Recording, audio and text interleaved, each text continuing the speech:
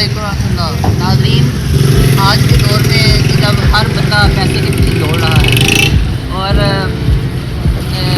गहमा गहमी है, तो इस दौर में भी बाद ऐसे शख्सियात हैं, ऐसे लोग हैं जो हलाल का रिज़्क़ कमाते हैं, हलाल की रोज़ी कमाते हैं और अपने बच्चों का पेट पालते हैं। इसी तरह की एक शख्सियत से हम आपको मिलवाएंगे कि जिन्होंने एक छोटा सा सेटअप लगाया हुआ है।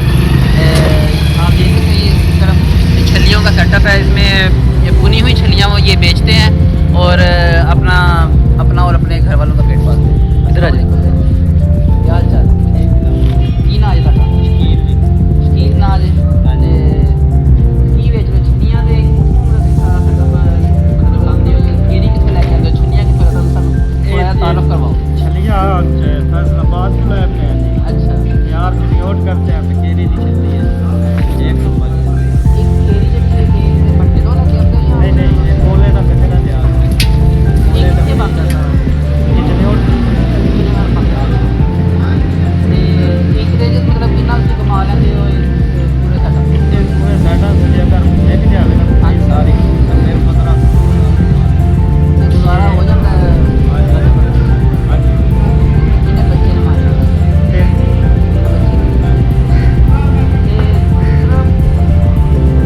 महीने साढ़ा कितना हो जाता है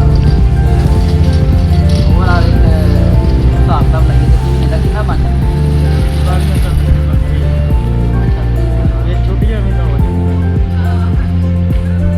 अपने स्टॉक को कुछ तो कोई मतलब ये तो नहीं मिला तो नहीं है कि नहीं नहीं जी कोई नहीं परेशान कोई ਕਿਦੋਂ ਦਾ ਇਹ ਸ਼ੁਰੂ ਕੀਤਾ ਕੰਮ ਹੈ? ਮਤਲਬ ਕਿਸੇ ਨੂੰ ਤੁਸੀਂ ਵੇਖਿਆ ਸੀ ਜਾਂ ਖੁਦ ਹੀ ਖਿਆਲ ਕਿੱਦਾਂ ਆਇਆ ਕਿ ਮੈਂ ਇਹ ਛਲੀਆਂ ਦਾ ਇਹ ਕੰਮ ਨਹੀਂ ਜੀ ਕਰਨਾ? ਵੇਖ ਗਿਆ ਕਿਹਨੂੰ ਵੇਖਿਆ ਸੀ?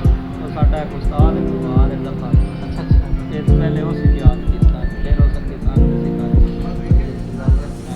देखा नाज़रीन, आप कैसे एक शख्स इतनी दूर से चनियोर से छलियाँ